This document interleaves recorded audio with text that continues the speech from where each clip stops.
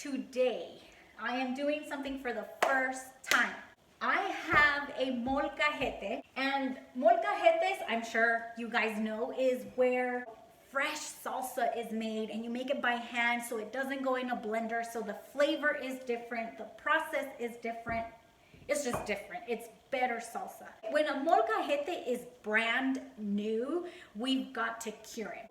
I am going to bring you guys along on my journey of curing a molcajete. So the first thing I'm going to do is wash it. This bad boy is from Mexico. It's from Nayarit. I know you're having a hard time pronouncing it, but let's do it together. It's kind of like Nayo Mama, but it's Nayarit. So Nayarit. I know you can pronounce it. And you guys don't even want to know the troubles that we go through to get this bitch to the United States. This thing is heavy, and this thing is heavy. And you know they be weighing our suitcases, especially if we're coming from Mexico, at the airport. This was a mission. I'm going to start off by wetting it a little bit. It smells like when your dirt gets wet, like when it rains. And then I'm gonna take a sponge. My sponge is kind of like brush-ish. This sponge almost feels like a brush. There's like fibers on this sponge. So ideally, you want something like that so it gets into the holes that the molcajete has. Ooh, that dirt smell got into my throat. The lady that I bought it from told me to use some rice to cure it. And I have to do this process like 4 times. I'm doing this because if you don't cure your molcajete, you can actually end up having salsa with like pieces of rock. Or you're like grinding it by hand. So you're gonna need a lot of muscle.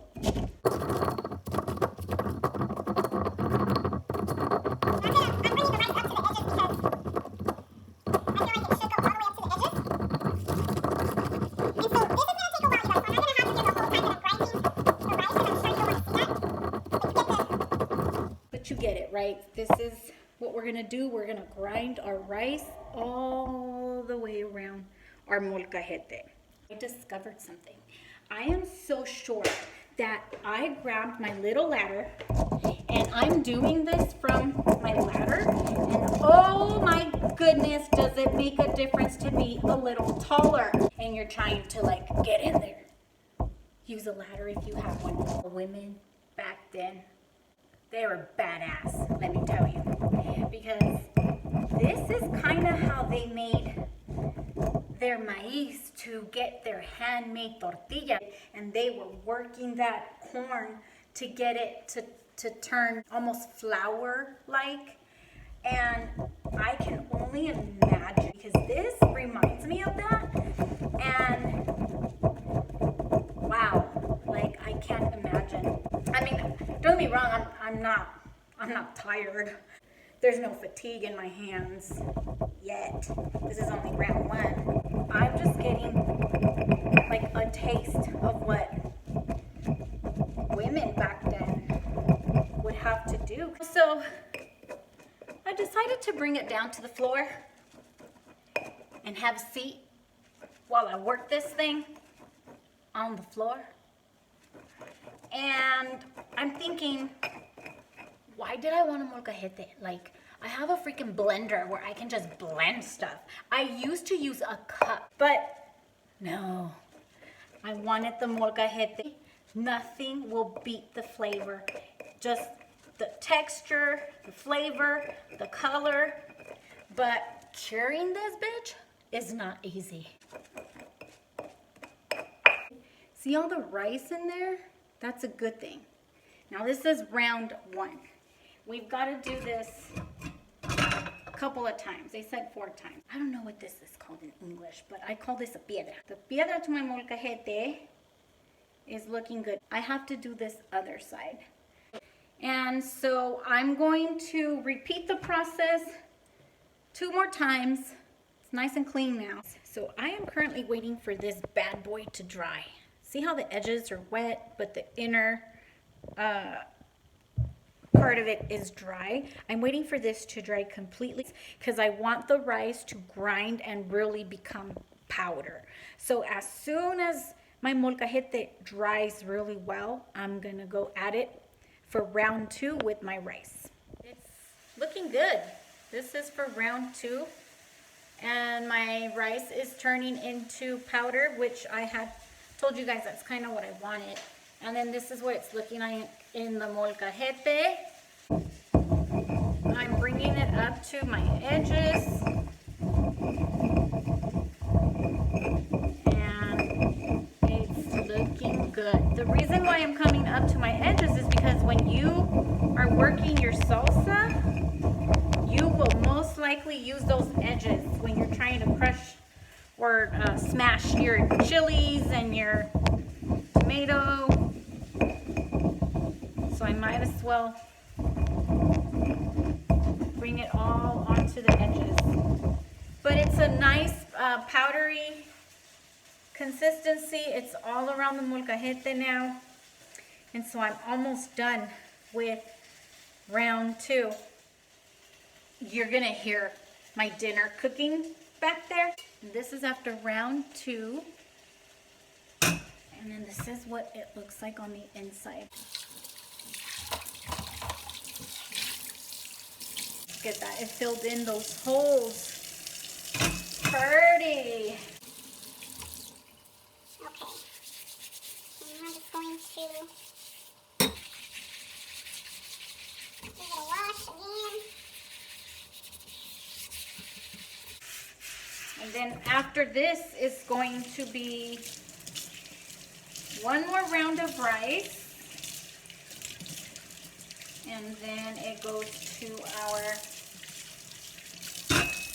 garlic. I have my garlic in my molcajete. I did 2 cloves. I'm gonna do a little bit of water, not too much, just so that the garlic will spread. And I'm gonna use sea salt, a little bit of sea salt. And I think that's good. And now we're just going to, this is still part of curing it, but this is going to help get rid of all the taste of dirt or the taste of stone. We don't want that to be penetrated in our salsa. And this feels good, you guys. Like, oh, I can't wait to make some salsa because now I'm actually smashing. It's like smashing some chili. I'm going to do that all around the molcajete, bring it up to the edges.